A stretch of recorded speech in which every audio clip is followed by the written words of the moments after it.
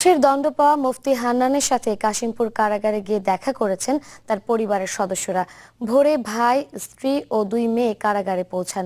মুফতি হান্নানের সাথে ঘণ্টাখানেক সময় কাটান তারা।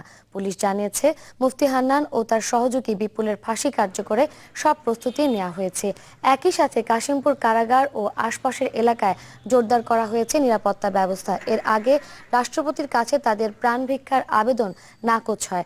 সোমবার দুপুরে সেটা জানিয়ে দেওয়া হয় তাদের। এছাড়া একই মামলায় ফাঁসির দণ্ডপ্রাপ্ত জঙ্গি নেতা মুফতি হান্নানের সহযোগী রিপনের প্রাণ ভিক্ষার আবেদন নাকচের চিঠিও পাঠানো হয়েছে সিলেট কারাগারে।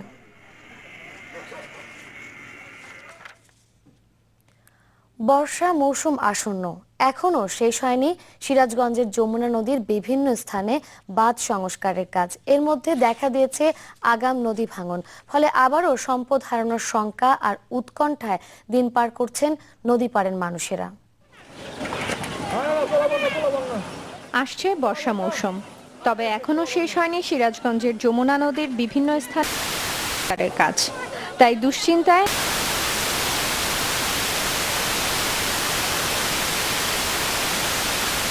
নিম্নাঞ্চল সহ নদীর তীরবর্তী এলাকা ভাঙনের কবলে পড়ে ঘরবাড়ি ভিটেমাটি হারিয়ে নিঃস্ব হয়েছে এ অঞ্চলের হাজারো মানুষ।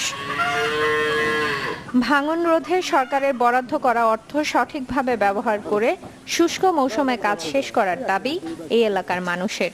যে চর পড়ে গেছে, এই চর এরিয়াতে তো বর্ষার সময় এখানে প্রচুর স্রোত পড়ব, যার ফলে ওই বর্ষার সময় যত বস্তাই ফালাই বস্তাতে কোনো কাজে আসবো না, সব নদীর চলে যাব।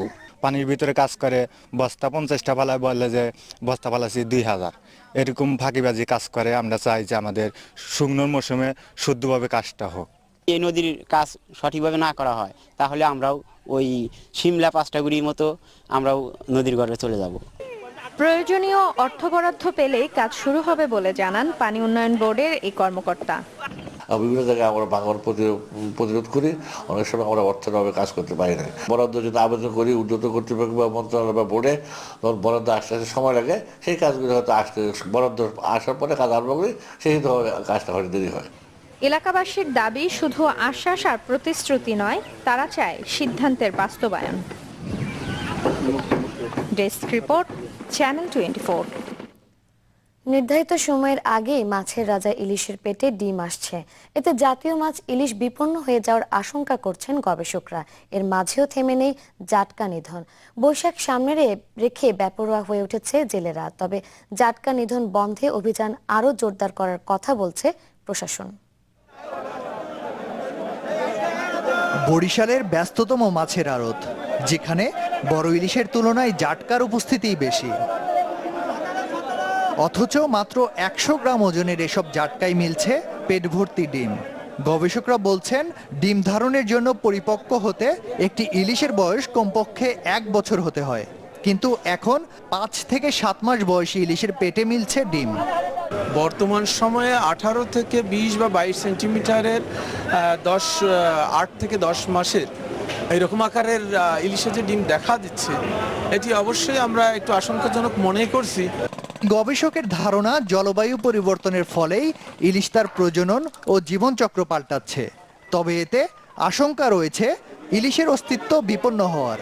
আবহাওয়াগত গ্লোবাল ক্লাইমেটিক চেঞ্জ, তাপমাত্রা বেশি, নানাবিধ কারণে পরিবেশে কিন্তু অনেক পরিবর্তন আসছে। আর এই পরিবর্তনের কারণে উদ্ভিদ জগৎ, প্রাণী জগৎ খাপ খাইয়ে নেওয়ার জন্য তার অনেক প্রচেষ্টা নিয়ে থাকে, এবং ইলিশও তার ব্যতিক্রম নয়। এরপরও থেমে নেই ইলিশ শিকার। মার্চ এপ্রিল 2 মাস নিষেধাজ্ঞা থাকলেও বেপরোয়া হয়ে উঠেছে ভোলা ও চাঁদপুরের জেলেরা। বাজারে মাছের দাম একটু বেশি হবে, এই কারণে আর আসলে মাছ না ধরলে খাইবে কইতুন মাইছে। আগে যদি হয়তো 5,000 টাকা, এখন 10,000 টাকা। এই কারণে নদীতে নিজের রিস্ক জান্ডারা আতলিয়া তারপরে নদীতে যায় ধরে আইনা বেশি। অবশ্য জাটকা নিধন বন্ধে অভিযান জোরদার করার কথা বলছে প্রশাসন। সামনে পয়লা বৈশাখের কারণে মাছের দাম বেশি হওয়ার কারণে কিছু কিছু মৎস্যজীবী নীতিমালা লঙ্ঘন করে নদীতে নামার প্রচেষ্টা চালিয়ে যাচ্ছে। আমাদের প্রতিদিনে আমাদের টহল টিম নদীতে এই জিনিসগুলো পর্যবেক্ষণ করছে, এবং যারা এই আইন অমান্য করছে তাদের বিরুদ্ধে আমরা যথাযথ আইনানুগ ব্যবস্থা গ্রহণ করছি। গত কয়েক বছরে উৎপাদন বাড়লেও ডিম ধারণ ক্ষমতা হারিয়েছে 33% ইলিশ। বিশেষজ্ঞরা বলছেন নির্বিঘ্নে বেড়ে উঠতে পারলেই পরিপূর্ণভাবে ডিম ধারণ করতে পারবে রূপালী মা ইলিশ। তৌহিদ হাসান, চ্যানেল 24। কাল বাদে পরশু পয়লা বৈশাখ, শহর থেকে গ্রামের তাই চলছে বর্ষবরণের প্রস্তুতি। উৎসবকে রাঙাতে মঙ্গল শোভাযাত্রার নানা উৎকরণ তৈরিতে ব্যস্ত সময় পার করছেন বগুড়ার আর্ট কলেজের শিক্ষার্থীরা। আর কুমারপল্লীর কারিগরদের সময় কাটছে বৈশাখী মেলার জন্য মাটির খেলনা সহ নানান পণ্য তৈরির কাজে। পহেলা বৈশাখ ঘিরে অন্যান্য জেলার মতো বগুড়ায়ও চলছে নানা আয়োজন।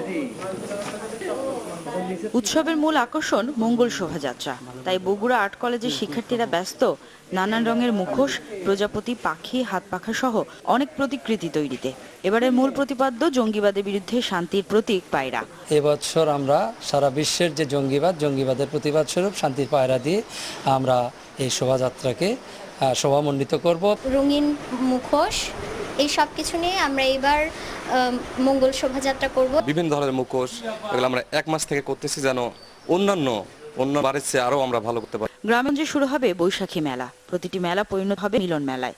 মেলা ঘিরে রাত দিন চলছে কুমারপল্লীর প্রতিটি ঘরেই। এতে পুরুষদের পাশাপাশি ব্যস্ত মহিলারাও। সবসময় আমাদের বিক্রি হয়, কিন্তু যে বৈশাখীর আগে আমাদের চাহিদা বেশি হয়। সব জায়গায় মেলা হয়, এই জন্য সব জায়গাতেই বেচা হয় মাটির জিনিসের উপর। আমি পড়াশোনার পাশাপাশি বৈশাখী মেলা অথবা নানা রকম পূজা পার্বণের মেলার সময় আমি যখন ফলের খুব চাহিদা দেখা দেয় তখন বাবাকে সাহায্য করি। বর্ষবরণ উপলক্ষে হারিয়ে যেতে বসা লোকজ সাংস্কৃতিক অনুষ্ঠানের আয়োজনও থাকছে মেলা। পাতা খেলা থাকবে, তারপরে মোরগ লড়াই থাকবে, বানর খেলা, সাপ খেলা, তারপরে হচ্ছে হাডুডু খেলা, তারপরে হচ্ছে যে ব্রাহ্মণবাড়ি থেকে পুতুল নাচ, যেটা আমাদের প্রায় হারিয়ে গেছে, এই পুতুল নাচ আসছে। এছাড়া প্রতি বছরের মতো এবারও শহরের পৌর পার্কে 5 ব্যাপী মেলার আয়োজন করছে Bogura theatre. Desk report, channel 24। HRRM দেশ 24 নিচ্ছে একটা বিরতি, ফিরে একটু পরে